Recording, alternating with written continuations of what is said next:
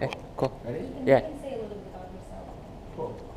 Ni hao, hi, Hi. I'm Ethan from Grush, and we make the smart connected toothbrush. You might have seen this on the American show, America's Greatest Makers. And Grush is the smart toothbrush that makes brushing fun for kids and lets parents track the results. I will show you how it works. So you see here, Let me see. when the kids are brushing their teeth, there's a fun game. And you see here, it's very accurate. So when the kids are brushing, they can brush left, they can brush right, back teeth, front teeth. You see this? It's very accurate, you see? And so when they're done, all the information is uploaded to the cloud so that the parents can track the kids brushing, see how well they brushed, and reward them for proper brushing. And dentists can see what their patients are doing in between visits. And if they're missing an area, they can retarget the game to focus on that area. That's really interesting. So Ethan, can you tell us a little bit about what's your experience of creating Grush with an international, really international team, right? I mean, you have Dr. Wang, who's an incredible expert in IoT from China, and then you have yourself, who cannot be more American. Well, definitely, we're really a multicultural and East and West team. So in the United States, we take care of the design and the games, and in China, they're able to quickly put together boards for us. We got our industrial design, we have our manufacturing, everything in China. So we have a very close cooperation, and we use the WeChat to communicate. And I'm up very late at night, starting 6 p.m. dealing with the China team. We also have offices here in Santa Clara and in Beijing. Yeah, tell us a little bit about your Beijing and Santa Clara teams.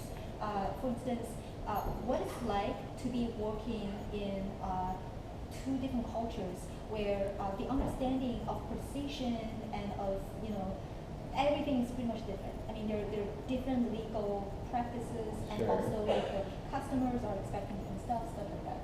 So we it's great that we, here in Santa Clara got to learn a lot more about the China market and also how to effectively deal with the team in China. So now we're very efficient. We use all the tools from WeChat to Baidu Cloud, and we're able to communicate also very efficiently with our developers. So if we make a change to the game and we need some small hardware change, we can quickly let the developers know that. They can burn these changes in China, and we're able to really cross-test things even though we're thousands of miles away.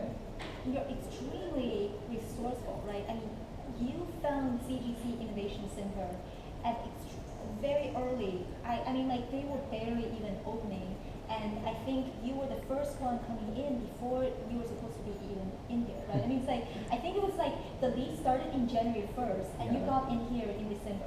That's one of the things. So we can sort of double up the opportunities. So for me, from the Western side, I was able to get us into the show America's Greatest Makers, into certain events, competitions, and business deals that have to do with here in the Silicon Valley. At the same time, Dr. Wang was so connected with the Chinese community that he was able to hear about ZGC, able to hear about events in China that we get sponsorships for, and manufacturing opportunity as well. So when we both try to use our resourcefulness the most, then we can get the most we can out of Silicon Valley and the most out of China. And also there's a lot of price differences that you can play into that will kind of boost your businesses in different ways. You use lower cost.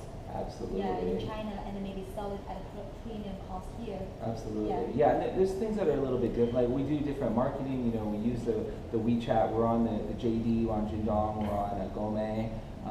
And so it's a different approach in China, and the customers is true. It's a little different. So in China, since many people have one child, they're very they want them to go to the piano lessons, and they want them to have very special education, and also to make sure they're brushing their teeth properly because they're focusing on that one child. And so that's what makes the brush really attractive for the Chinese audience. Let's talk about brushing the teeth properly. Apparently, this can be used very well for adults as well. I personally just really love this product. What's your big plan for the future? Are you expanding into adult market, or are you but the children market is huge. Children market is really huge. Well, in the United States, there's about 72 million kids, and 93% of them are gamers, play some sort of game, whether it's Pokemon or Xbox.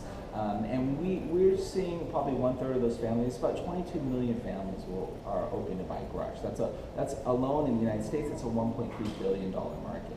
But we're also going to be moving to the adult market, and that means having advanced sensors, the temperature, the glucose sensor. So in the future, you'll be standing on your smart scale, looking into your smart mirror, and all this sort of biomedical information is being collected. And we have a connection with IBM, with Watson, that analyzes the data and gives you back really interesting information about your general health. Yeah, fantastic. Thank you so much. Thank you. Time. Yeah. Thank you.